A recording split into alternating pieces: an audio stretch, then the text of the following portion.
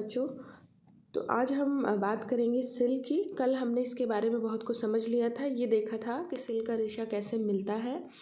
तो बताया था आपको सहतूत के वृक्ष पे पाए जाने रेशम का कीड़ा पाया जाता है, जिससे कि हमें सिल के रेशों की प्राप्ति होती है।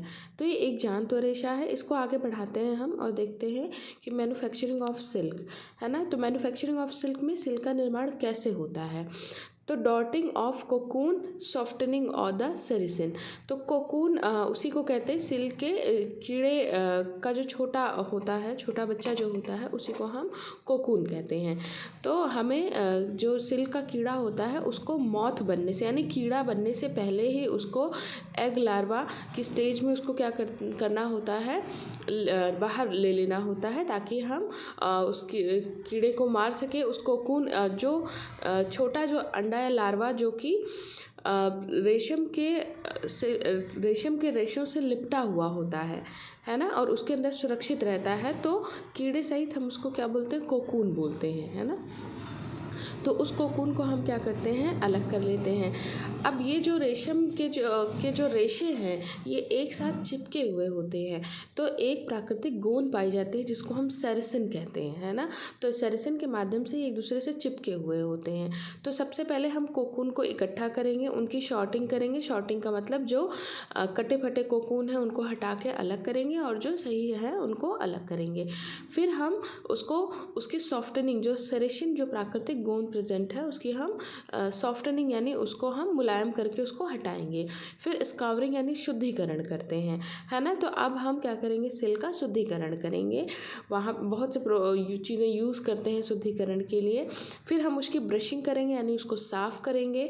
केमिकल मेथड से भी स्कावरिंग की प्रक्रिया होती है, शुद्धिकरण होता है। तो इससे सेरिसिन हट जाता है, जो भी धूल गंदगी होती है उन रेशों पर वो हटाई जाती है। फिर हम इसकी ब्रशिंग करेंगे यानी कि इसमें ब्रश करेंगे, इसको सुलझाएंगे, स्पिनिंग करेंगे सिल्क की, और उससे हम सिल्क यान बनाएंगे, ठीक है। फिर गोंद छुड़ाने का काम करते हैं, ब्लीचिंग करते हैं। ब्लीच करके हम इसका कलर, जो गंदगी है, जो पीला पड़ा हुआ सिल्क है उसको हटा सकते हैं। फिर उसकी डाइंग कर लेंगे। डाइंग करने के बाद हम उसकी कपड़े बनाने के बाद उसकी प्रिंटिंग भी कर सकते हैं, फिनिशिंग करेंगे। और एक प्रक्रिया होती है जिसको को बोलते हैं वेटनिंग ऑफ सिल्क, है ना। यानी देखिए सिल्क का जो रेशा होता है वो बहुत ही हल्का होता है, इस वजह से सिल्क के बने हुए जो कपड़े होते हैं वो भी बहुत हल्के होते हैं। तो इतने हल्के कपड़े जो हैं हम नहीं पहन सकते हैं, तो इस वजह से हमें इसकी वेटनिंग करनी पड़ती है। वेटनिंग का मतलब होता है भार देना। जब हम सिल्क में थोड़ा बहुत केमिकल यूज़ करके या और भी चीज़ें यूज़ करके हम क्या करते हैं, इसको वेटनिंग यानी भार देते हैं, तो इसी प्रक्रिया को वेटनिंग कहते हैं। और वेटनिंग मात्र एक ऐसी परिचर्या है जो कहाँ पर, सिर्फ सिल्क पर होती है, ठीक है। तो इस तरीके से हम सिल्क का जो मैन्युफैक्चरिंग है वो देख रहे हैं। फिर देखिए टाइप ऑफ सिल्क की जब हम बात करते हैं तो वाइल्ड सिल्क और कल्टीवेटेड सिल्क आता है। वाइल्ड सिल्क का मतलब होता है जंगली सिल्क, और कल्टीवेटेड का मतलब उत्पादित सिल्क, जिसको हम उत्पादित करते हैं। तो जंगली जैसा नाम से ही पता है कि जो जंगल में ऑटोमेटिक उगता है, जिसको का उत्पादन नहीं किया जाता है। तो इसमें जैसे मूंगा सिल्क होता है, इरे सिल्क होता है, ये सब वाइल्ड सिल्क के उदाहरण है। कल्टीवेटेड सिल्क जिसका हम उत्पादन करते हैं, है ना, पर्पसफुली करते हैं कि इनसे हमें रेशा प्राप्त करना है। तो इसमें देखिए रील्ड सिल्क होता है जिसको हम लपेटा हुआ सिल्क भी बोलते हैं, और स्पन सिल्क यानी कटा हुआ सिल्क। तो इस तरीके से दो तरीके के सिल्क हमने देखे हैं।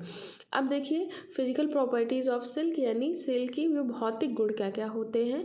सिल्क फाइबर जो होता है वो मेनली किसका बना होता है, नेचुरल ग्लू का बना होता है, from natural glue and natural glue जो कि सेरीन होता है, एंड अ प्रोटीन नोन जिसको कि फाइब्रोइन बोलते हैं, और 95% पार्ट जो होता है फाइब्रोइन होता है ना।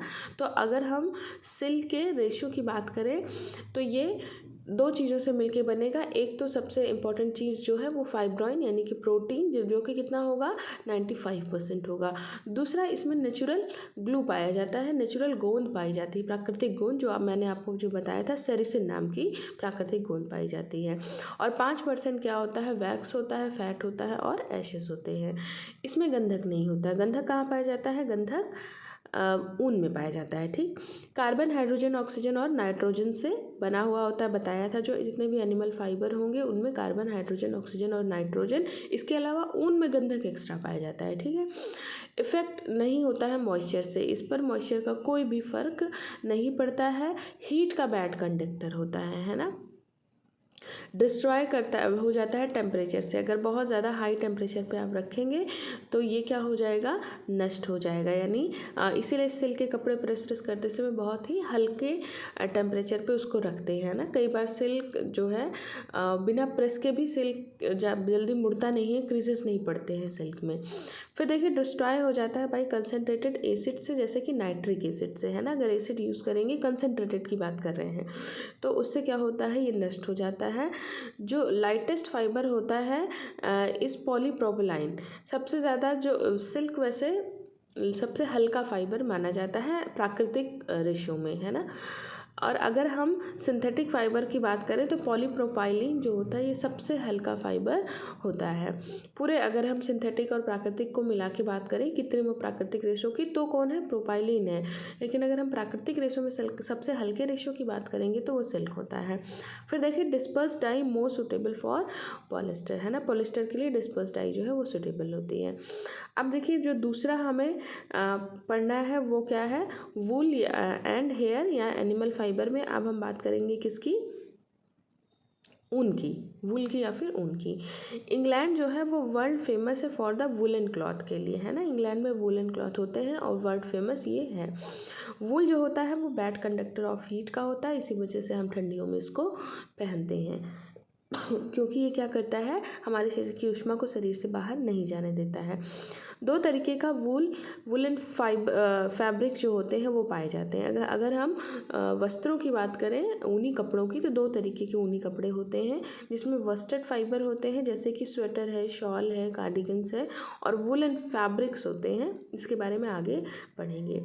ठीक है, तो ये हमने देखा कि सबसे इम्पोर्टेंट बात जो हमने बात की है सिल्क की। सिल्क में हमने मैन्युफैक्चरिंग की बात की है, तो कोकून याद रखेंगे। कोकून जो रेशम लिपटा हुआ जो कीड़ा होता है उसी को हम क्या बोलते हैं, कोकून बोलते हैं। तो इसकी शॉर्टनिंग करेंगे, फिर इसका जो गोंद है सेरेसिन उसको उसकी शॉर्टिंग करते हैं, फिर सेरेसिन की सॉफ्टनिंग करके उसको हटाते हैं, शुद्धिकरण करते हैं, ब्रशिंग करते हैं, स्पिनिंग करते हैं, डेग्यूमिंग करते हैं, फिर ब्लीचिंग करते हैं, डाइंग, प्रिंटिंग, फिनिशिंग और लास्ट में इसकी वेटनिंग कराते हैं। टाइप्स ऑफ सिल्क में पूछता है वाइल्ड सिल्क और कल्टिवेटेड सिल्क, आप याद रखेंगे। वाइल्ड सिल्क का एग्जाम्पल होता है मूंगा सिल्क और एरी सिल्क, है ना। बहुत कॉमनली बहुत एग्जाम में पूछा जाता है। और कल्टिवेटेड सिल्क जो होता है ये रील सिल्क और स्पन सिल्क होता है। फिर हमने प्रॉपर्टीज़ देखी। तो इस तरीके से आज हम लोगों ने सिल्क की बात की है। तो फ्रेंड्स वीडियो कैसा लगा, अगर अच्छा लगा हो तो लाइक करिए और चैनल को सब्सक्राइब करिए, शेयर करिए। थैंक यू बच्चों।